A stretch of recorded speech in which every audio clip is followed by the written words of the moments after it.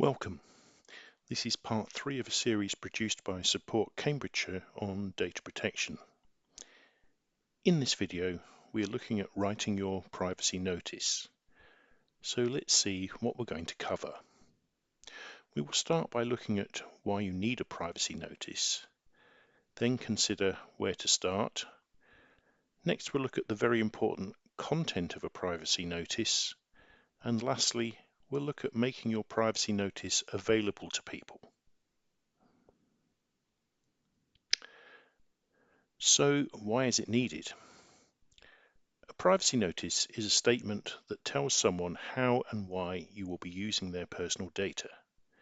Essentially, it's a tool to help you comply with the transparency obligations of the UK General Data Protection Regulation, commonly known as the UK GDPR. Because of this law, individuals have a right to be informed, and to comply, you must provide privacy information that tells individuals about your data processing in a way that is easily accessible and easy to understand. So, where do you start? To provide individuals with privacy information, begin by checking your data audit. And if you don't have a data audit, then carry one out to find out about your processing activities.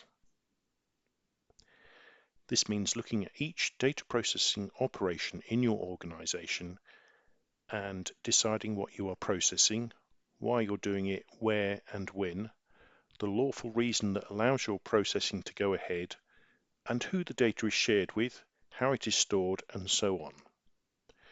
By doing the data audit, you will have all the information you need to get started on a privacy notice. But what about the content? Exactly what should go into a privacy notice is set out by the Information Commissioner's Office. This is the UK regulator responsible for data protection. It's quite detailed, so bear with me.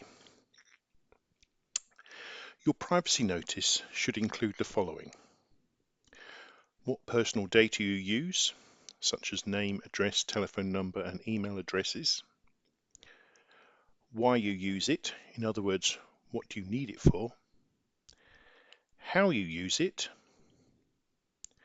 who, if anyone, it is shared with, such as another organisation or agency,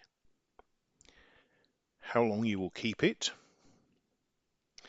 It should also provide the lawful basis for your processing, for example, this might be consent, the name and contact details of your organisation, the rights of individuals and how to complain.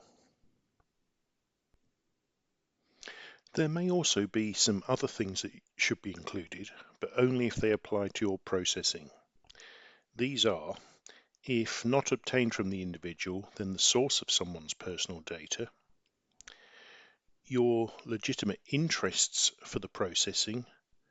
This only applies if you rely on legitimate interest as a lawful basis. The right to withdraw consent. Again, this only applies if consent is your lawful basis for processing. But how should you go about providing privacy information?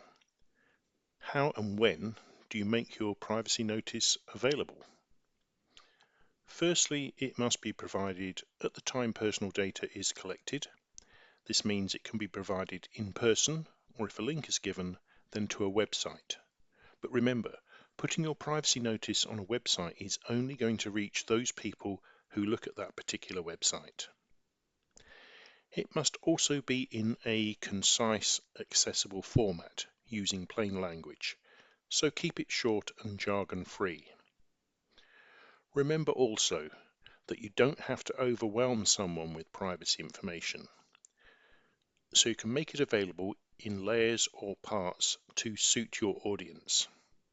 You can also use handouts, clearly visible footnotes, dashboards, icons, and banners as needed.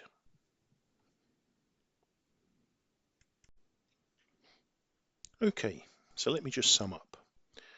A privacy notice is essential to meet your transparency obligations and should provide information about how and why you process someone's data. There are certain pieces of information that you are required to provide, and it must be given at the time that personal data is collected. Finally, it must be clear, accessible, and free of jargon. For further information, please refer to the Information Commissioner's website. This includes, under the section on Advice for Small Organisations, a privacy notice generator tool. And a sample of a privacy notice generated by this tool is also available from Support Cambridgeshire. Finally, there is a transcript that accompanies this video with links to additional information on key data protection terms, who needs to register with the Information Commissioner's office, dealing with freedom of information and subject access requests, and the soft opt-in for email marketing newsletters.